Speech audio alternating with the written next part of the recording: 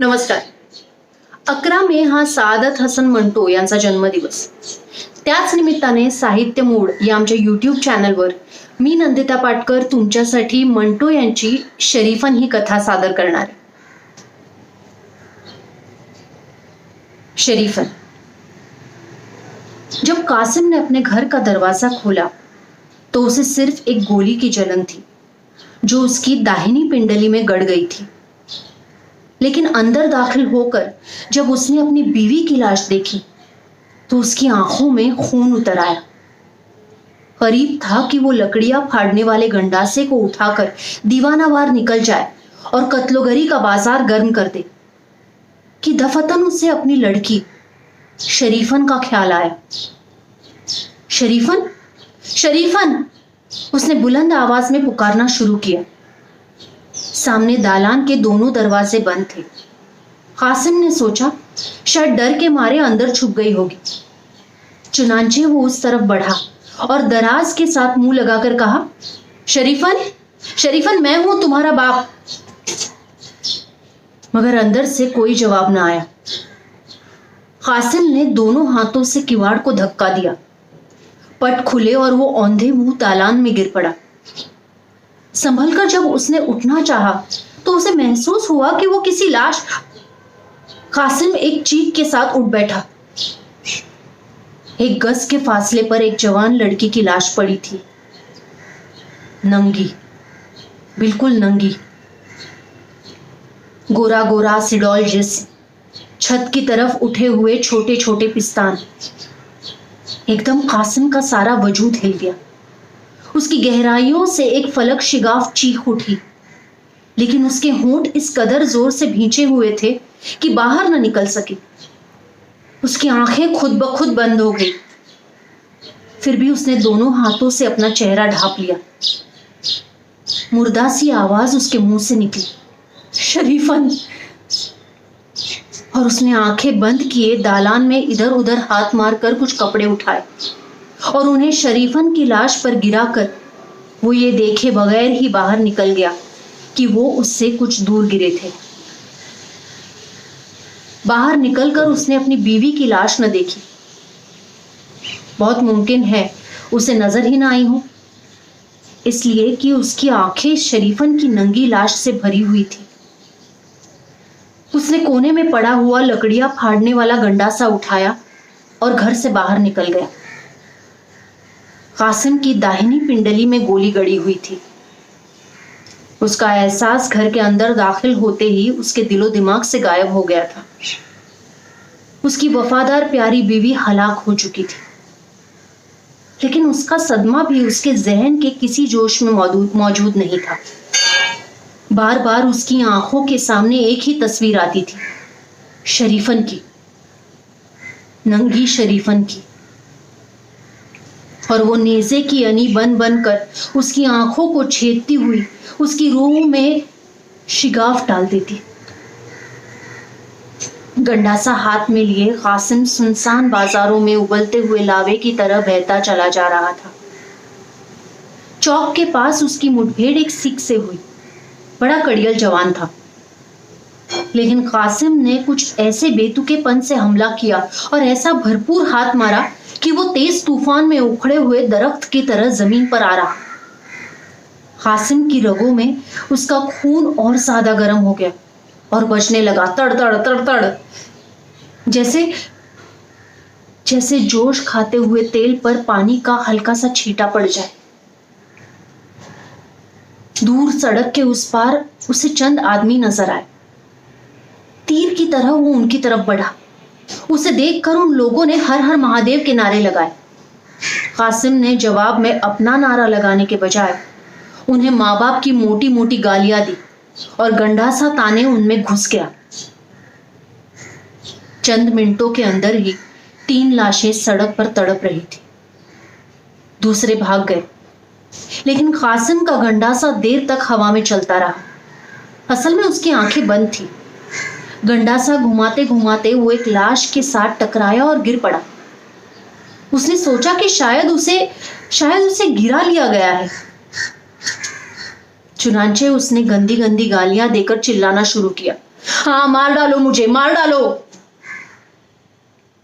لیکن جب کوئی ہاتھ اسے گردن پر محسوس نہ ہوا اور کوئی ضرب اس کے بدن پر نہ پڑی تو اس نے اپنی آنکھیں کھولی اور دیکھا سڑک پر 3 لاشوں اور اس کے سوا کوئی بھی نہیں تھا۔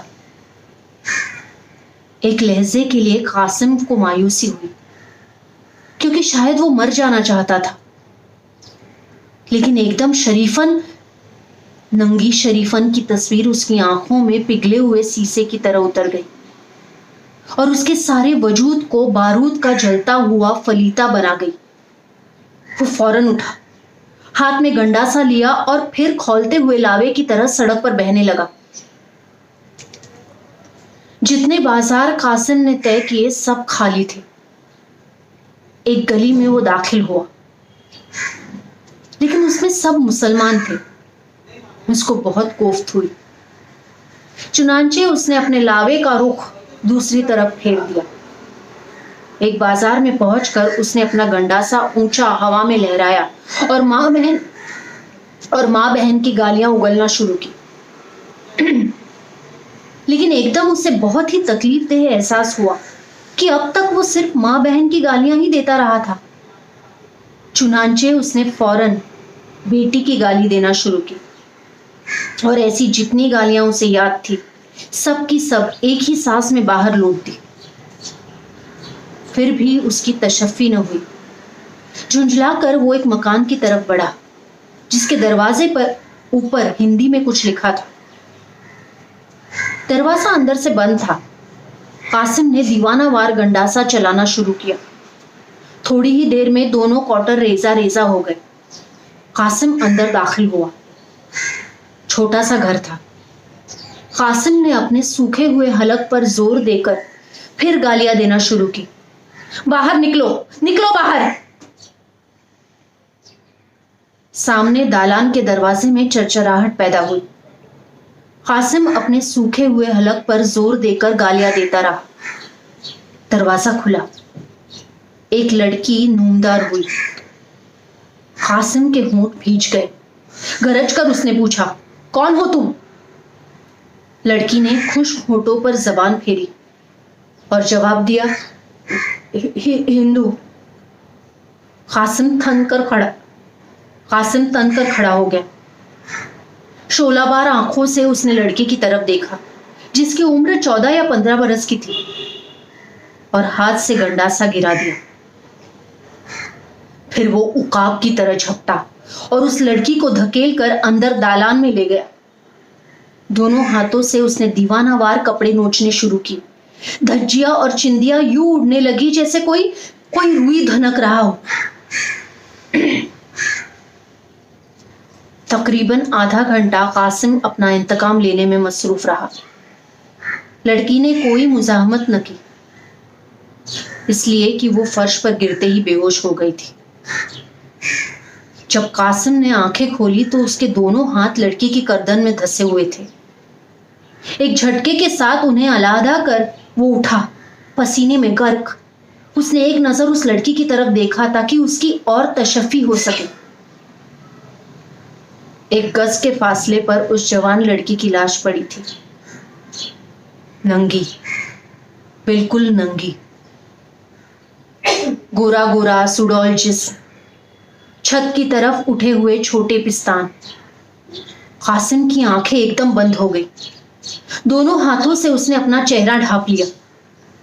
بدن پر گرم گرم پسینہ برف ہو گیا اور اس کی رگوں میں کھولتا ہوا لاوا پتھر کی طرح منجمد ہو گیا۔ تھوڑی دیر کے بعد ایک آدمی تلوار سے مسلح مکان کے اندر داخل ہوا۔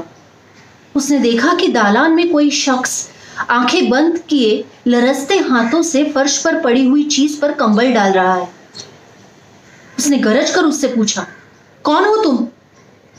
قاسم چونکا۔ اس کی آنکھیں کھل گئی مگر اسے کچھ نظر نہ آیا۔ مسلح آدمی چلایا، قاسم؟ قاسم ایک بار پھر چونکا۔ اس نے اپنے سے کچھ دور کھڑے آدمی کو پہچاننے کی کوشش کی مگر اس کی آنکھوں نے اس کی مدد نہ کی۔ مسلح آدمی نے گھبراتے ہوئے لہجے میں پوچھا، کیا کر رہے ہو تم یہاں؟ कासिम ने लरजते हुए हाथ से फर्श पर पड़े हुए कंबल की तरफ इशारा किया और खोखली आवाज में सिर्फ इतना कहा, शरीफन। जल्दी से आगे बढ़कर मुसल्ले आदमी ने कंबल हटाया। नंगी लाश देखकर पहले तो वो कांप उठा, फिर एकदम से उसने अपनी आंखें बंद कर ली। तलवार उसके हाथ से गिर पड़ी। आंखों पर हाथ रखकर वो बिमला बिमला कहता लड़खड़ाते हुए कदमों से बाहर निकल गया। सादत हसन म्हणतो,